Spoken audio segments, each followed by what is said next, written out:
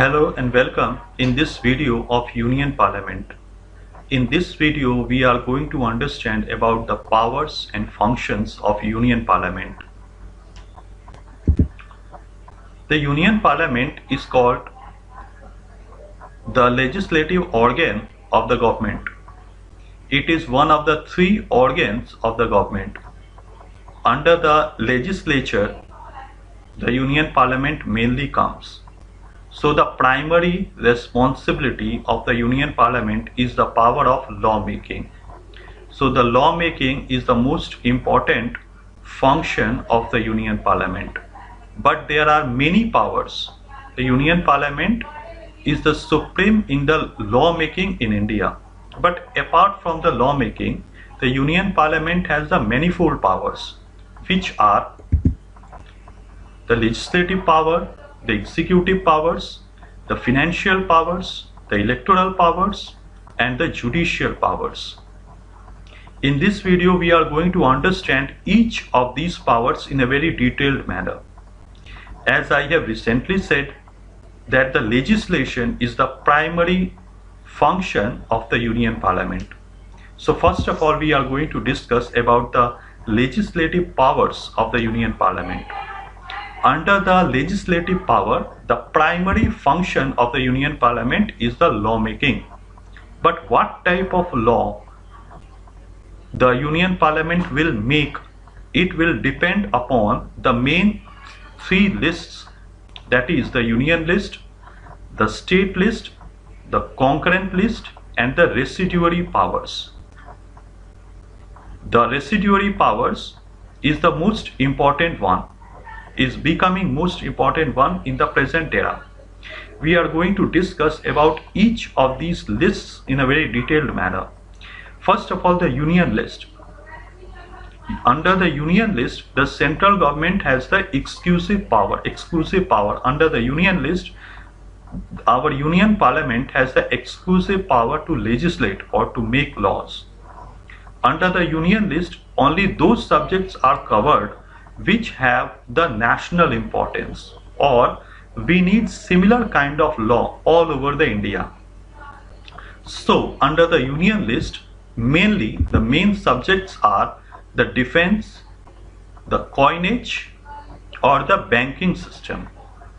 If we try to understand these three subjects, we will come to know that there is uniformity in these three subjects all over the India. We have the similar defense system all over the India. So the defense staffs like the major, lieutenant, all these are under the control of the central government. The army, navy, and the air force come under the central government of India, because the state government don't have anything to do with the defense. Next one is the coinage. It means the currency. We have similar type of currency all over the India. Even from the Kashmir to the Tamil Nadu, we have similar kind of currency practiced all over the India. So we have uniform laws all over the country so far as the currency, Indian currency is concerned. Next one is the banking. For example, if we take the State Bank of India, the similar kind of rules and regulations are practiced in the State Bank of India all over the states.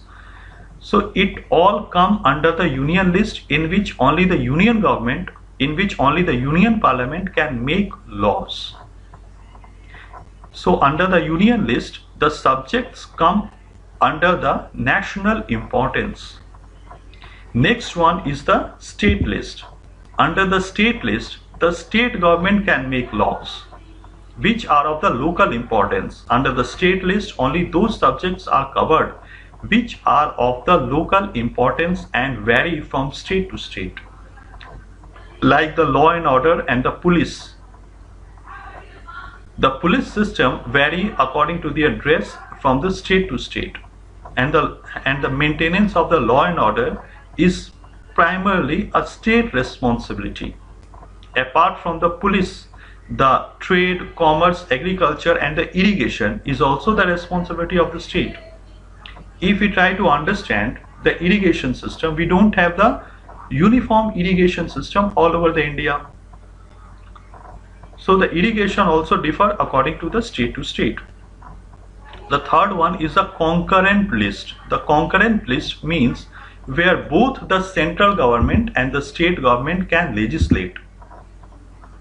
So under the concurrent list, those subjects will come under which both the central government and the state government can make law, like education.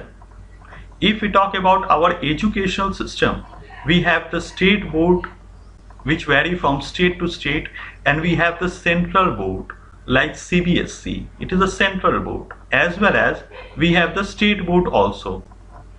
So under these lists, under these subjects, both the union government, in fact the union parliament and the state legislature, both can make their own laws. So the next one is the residuary powers. Now what is the meaning of the residuary powers? So the residuary powers means all those subjects which come under neither the union list nor the state list and nor the concurrent list. So these subjects are new and it has not been covered in the union list, state list and the concurrent list. For example, the cyber crimes. The matter of cyber crimes are new and it needs a very expertise to deal with the issue.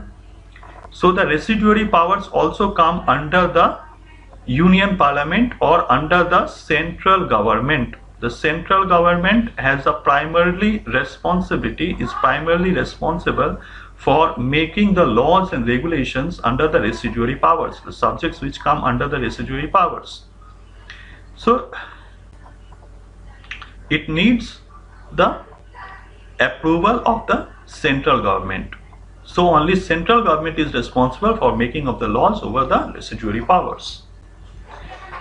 So these, I hope that it is clear to everyone. The four type categories of the legislative powers are clear to everyone: union list, state list, the concurrent list, and lastly the residuary powers.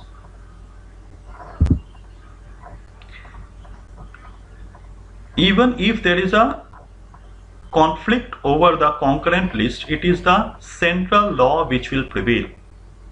So as we have recently studied that the union parliament mainly deal with the matter of the union list and the concurrent list and the residuary powers, but it can also, the union parliament can also make its own laws over the state lists during the power of the emergency. Actually, during the time of the emergency, India turns into a unitary state, because during the time of the emergency, India government has to take quick actions. So India turns into a unitary type of the government during the time of the emergency. I hope that everybody know about the emergency. Emergency has the three types: national emergency, the state emergency, and the financial emergency. So because of the taking quick decisions, the government of India turns into a unitary type of the government. So during the time of the emergency, the parliament is free to make laws over the state lists. Another one is if the Rajya Sabha passes a resolution by 2/3 majority that this issue should be dealt with the central government for the national importance. So these are the main two areas, these are the main two issues under which the union parliament can also make its own laws over the state list also. I hope it is clear to everyone. Ordinance. What is the meaning of the ordinance? The ordinance means the law. Ordinance is the law proclaimed by the President of India. Ordinance is mainly proclaimed by the President of India on the advice of the Prime Minister. The feature of ordinance is mainly made to deal with the emergency situation or any type of the urgent situation. in the actually during the time of the urgent situation, the government of India has to take quick decisions. So it is under the ordinance that the government of India can take any type of quick decision to deal with any emergency issue. So the ordinance is mainly issued by the President of India on the recommendation of the Union Cabinet or on the advice of the Prime Minister. It has the same force or same effect as the law passed by the Union Parliament. But within the period of the 6 months, it should be passed by the Parliament within the period of the 6 months. If it is not passed within the period of the 6 months, the ordinance will lose its value. So the ordinance means a law promulgated by the President of India. It has the same force as the law passed by the Union Parliament to deal with the urgent or emergency like situation. Executive power. The executive power, with the help of the executive powers, the Union Parliament control over the government and the Prime Minister, because the Prime Minister is accountable to the Parliament itself. The Parliament has various mechanisms by which it exerts its control over the government. So first is the question hour. There are 5 different devices by which the Union Parliament control over the Prime Minister and the Government of India. These 5 devices are the question hour, the adjournment motion, the censure motion, the no confidence motion, and the monetary control. Now we will discuss each of the 5 actions in a very detailed manner. What is the meaning of the question hour? The first hour of the Lok Sabha is known as the question hour. The question hour is the time during which the accountability of the government can be checked by the Parliament. During the time of question hour, different members of the Parliament raise their questions before the government, and the government has to answer those questions. So the question hour means the first hour of the Parliament in which the accountability of the Government of India is checked by the members of the Parliament. Second one is the adjournment motion. The adjournment motion is raised by the opposition party on the failure of the government to do anything or any its duty. The adjournment motion is also moved by any member of the Union Parliament on any urgent issue or the negligence of the Government of India to do anything. So I hope that the question hour and the adjournment motion is clear to everyone. So next one is the censure motion and the no confidence motion. There are little differences between the censure motion and the no confidence motion. Both the censure motion and the no confidence motion is moved by opposition party against the government. In the censure motion, any reason the opposition party has to show that why the censure motion has been moved by the opposition party against the government. But in the no confidence motion, we don't have, the opposition party don't have to show any kind of reason why the no confidence motion has been placed. We don't have to show any kind of reason.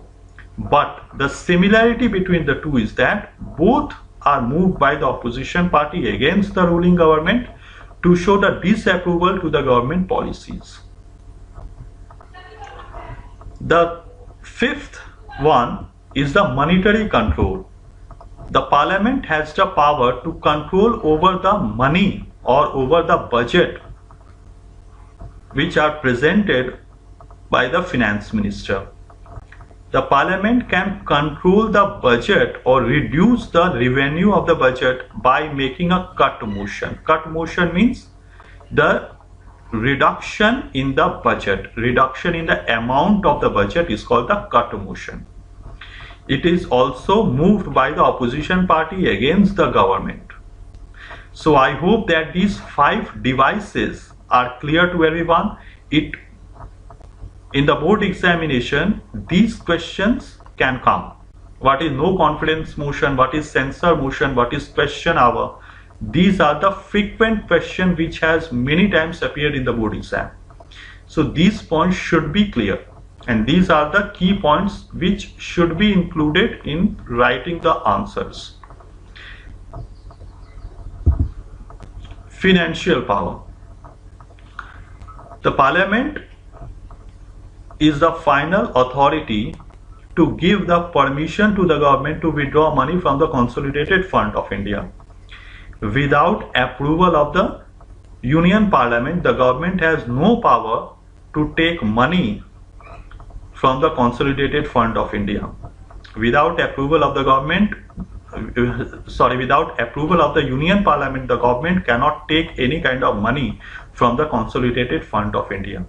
So Union Parliament has control on financial matter which the government has to follow. So there are mainly 4 devices by which the Union Parliament control over the government on the financial matter. First is the money bill. What is the meaning of the money bill? Money bill means imposition of any tax or alteration of any tax. Any bill which contains the imposition of any tax or alteration of any tax is called the money bill. However, if there is disagreement whether it is a money bill or a financial bill, the viewpoint of the speaker is final. The speaker will give the final issue that whether it is a money bill or a financial bill. The speaker will decide whether the bill is a money bill or the financial bill. Now the money bill, it has its own features. The President of India has to approve the money bill. He cannot return the money bill as it is practiced in the other bills also. In the other bill, the President of India can refuse to sign, but in case of the money bill, the President of India have to sign. He don't have any alternative. So the next one is the budget. What is the meaning of the budget? The budget means the mixture of revenue and the receipts and the expenditure. It is the estimate of the receipts and the expenditure of the government, where the receipts means the income and the expenditure means the spending. Mainly there is a balance between the income and the spending. Mainly there is a balance between the income and the spending of the next financial year. So budget is the estimate of the income and the spending of the Government of India. The Government of India has to decide in which department how much money in the next financial year the government is going to spend. So the whole estimate of the revenue and the expenditure of the Government of India for the next financial year is called the budget. As everybody knows that the financial year starts from the 1st of April. Next one is the supplementary grant. Supplementary grant means the additional fund which are demanded by the Government of India before the Parliament. Now, the Union Parliament has the power to disapprove any of these bills. The budget of India can also be reduced by the cut motion. It is moved by the opposition party. The opposition party mainly move the cut motion. So the cut motion is the device by which the Union Parliament can control the budget of the Government of India. The next one is the supplementary grant. As I have recently said, it is a kind of the additional grant which are proposed by the Government of India before the Parliament. Next one is the vote on accounts. The vote on accounts is mainly placed to get the authority to withdraw money till the budget is passed. Suppose there is delay in passing the budget. So in the meantime, the government can propose the vote on account so that it can draw the money to run the expenses till the budget is passed. So these two are the very important ones, the money bill and the budget. Many times it has come in the board examination. I hope that these points are clear to everyone. So we are moving to the next power. So the next power is the electoral power. The parliament has the power to elect the president and the vice president, and also the speaker of the Lok Sabha. As everybody knows that the election of the president and vice president is completed by the electoral college. Electoral college is mainly responsible for the election of the president and the vice president. And the Lok Sabha is actually chosen among the members of the Lok Sabha, and the speaker of the Lok Sabha is mainly chosen by the members of the Lok Sabha itself. So I hope that the electoral powers is clear to everyone. Next comes the judicial power. The judicial power, the Union Parliament has some judicial powers also. The judicial power mainly means the power to punish anyone. Mainly under the judicial power, the impeachment power is the most important one. The impeachment power means the power to remove anyone by the parliament. The parliament exercising its impeachment power mainly removes the President of India and the judges of the Supreme Court and the High Court. Apart from these two important personalities, the CAG is also removed by the power of impeachment. CAG means the Comptroller and Auditor General of India. So under the impeachment power, the parliament has the power to remove the important dignitaries in our country. So the Union Parliament has the power to punish anyone and to remove the important dignitaries by the impeachment process. Apart from discussing all the powers like executive power, the judicial power, the financial power, the legislative powers, there are some other powers which are also enjoyed by the Union Parliament. As I have already said that it is the chief organ which is entrusted with the power of lawmaking in our country. So apart from this, the Parliament can also make laws regarding the powers and structure of the Supreme Court of India. The judges of the Supreme Court of India can also be increased or the number can also be decreased by the law of the Parliament. The change of the boundaries of the states, the creation of states. The Union Parliament has the power to create any new state or to change the boundaries of the state. As everybody know that Telangana emerged as a new state after dividing the Andhra Pradesh. Apart from this, the many other states were also created by the Union Parliament or their boundaries were changed, like Jharkhand was bifurcated from Bihar, Haryana was taken out from Punjab.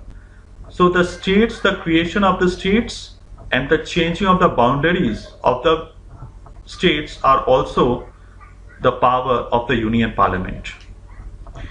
Next one is the creation of the high courts. There can be common high courts. The Parliament can also establish the common high court for two or more states. For example, the Calcutta High Court, which is called the oldest High Court of India. The Calcutta High Court has jurisdiction over Andaman and the Nicobar Island. The Bombay High Court has jurisdiction over Goa, Daman and Diu. The Punjab and Haryana High Court has its jurisdiction over Punjab, Haryana and Chandigarh. So the Parliament can also establish common high court for two or more states. I hope that the powers of the Union Parliament is clear to everyone. Thank you for watching the video and being with us. I hope that your all doubts are cleared by this video. Thank you.